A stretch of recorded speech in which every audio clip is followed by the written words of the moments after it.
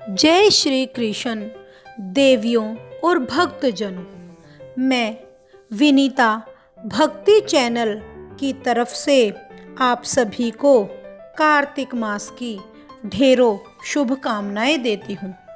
विष्णु भगवान और लक्ष्मी माता को अति प्रिय यह कार्तिक मास है और मैं इसके दूसरे अध्याय की महात्म्य को आपको सुनाने जा रही हूँ।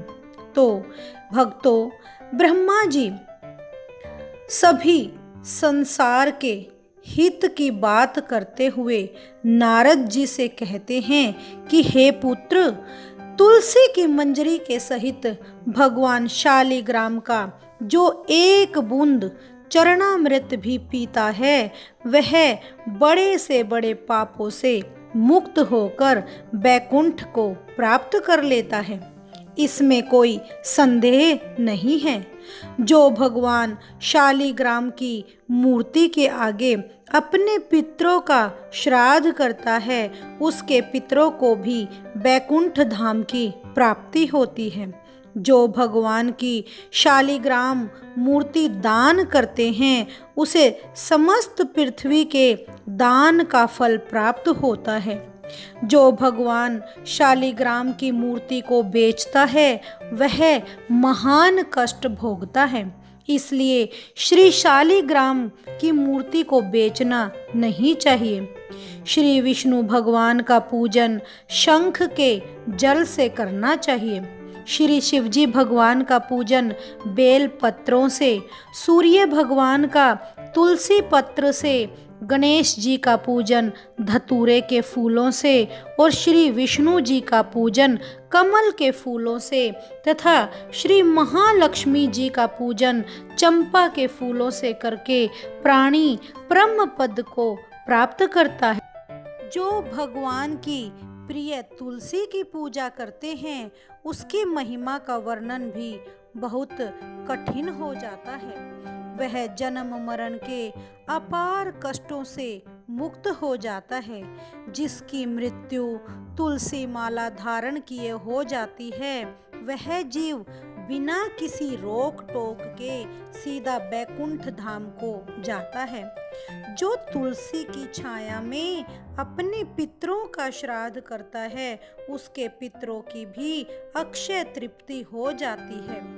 तुलसी को सींचने से गंगा, यमुना तथा नर्मदा में स्नान करने के समान फल मिलता है।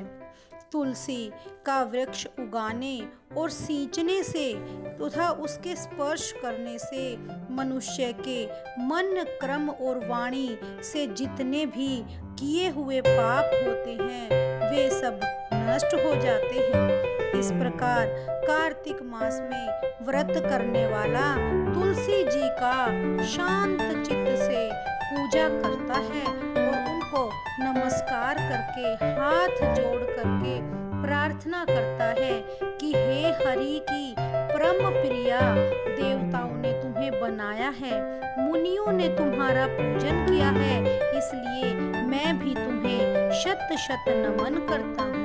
इस प्रकार से प्रार्थना करनी चाहिए। जो प्राणी आंवले के पत्तों और पुष्पों से भगवान का पूजन करते हैं वो आंवले के वृक्ष के नीचे बैठकर भगवान का पूजन करते हैं उनको भी स्वर्ण के फल और फूलों का फल प्राप्त होता है। जो मनुष्य द्वादशी को तुलसी तथा आंवले के पत्तों को तोड़ता है या उन्हें स्पर्श करता है तो वह घोर नरक में पड़ता है। इसलिए मानव को चाहिए कि कार्तिक मास में आंवले के फल, तुलसी, गोपी चंदन की माला अवश्य धारण करे। ऐसा करने से वह जीवन मुक्त हो जाता है। व्रत करने वाला मनुष्य भोजन के पश्चात चंदन, फूल, पान तथा दक्षिणा देकर ब्राह्मणों को संतुष्ट करता है।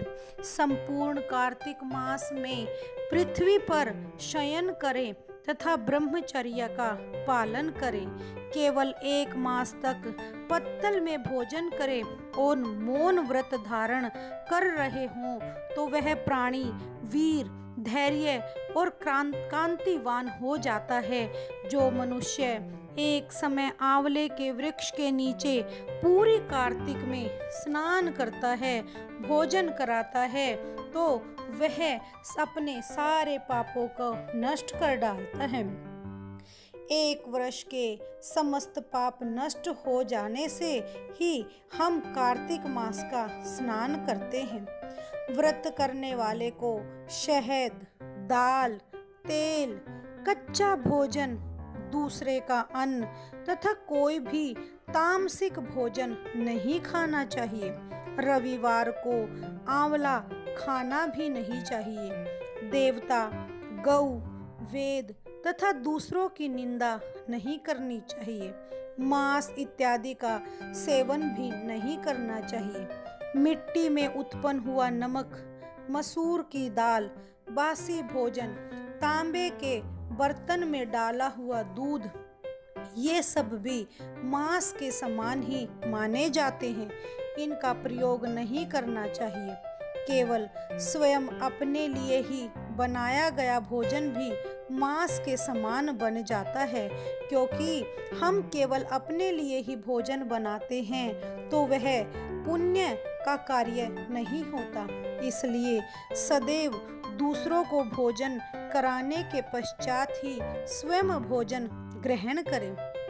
कार्तिक मास में लहसुन, प्याज, पृथ्वी का फूल गोभी, ये गाजर, जंगली घिया, बैंगन, पेठा तथा दोबारा पकाया गया भोजन, ये सब नहीं खाने चाहिए। रजस वाला स्त्री, पतित व्यक्ति, पाखंडी व्यक्ति और जो अत्यंत झूठ बोलने वाले व्यक्ति होते हैं, उनसे दूर रहना चाहिए। एकम को पेठा, दूज को बैंगन, तीज को गोभी का फूल, चौथ को मूली, पंचमी को बेल फल, छठ को कलिंदा, सप्तमी को आंवला, अष्टमी को नारियल, नवमी को घिया, दशमी को परमल, एकादशी को बेर, द्वादशी को मसूर दाल, त्रयोदशी को पान और चतुर्दशी और अमावस्या तथा पूर्णमासी में हमें साग का भूल कर भी सेवन नहीं करना चाहिए। अतः नारद जी से यह बातें ब्रह्मा जी कहते हैं। तब नारद जी कहते हैं कि हे ब्रह्मा जी, आपने संसार के प्राणियों के लिए बहुत ही हित की बात कही है, इसलिए हम सब प्राणी और पृथ्वी के व्यक्ति यह कार्य बखूबी करेंगे और भगवान विष्णु और माता लक्ष्मी की कृपा अवश्य प्राप्त करेंगे। इसी के साथ जय श्री कृष्ण भक्तों, ओम नमो भगवते वासुदेवाय। आप मेरे इस चैनल को सब्सक्राइब, लाइक और शेयर करना न भूलें। आपको आप सब्सक्राइब करने के पश्चात प्रत्येक कथा की नोटिफिकेशन सबसे पहले प्राप्त होगी। अतः कार्तिक मास के संपूर्ण अध्याय आपको इसी प्रकार से मिलते रहेंगे, जिनके श्रवण करने मात्र से प्राणियों के सभी पाप दुख दूर हो जाते हैं और मानव मोक्ष की प्राप्ति करता है। ओम नमो भगवते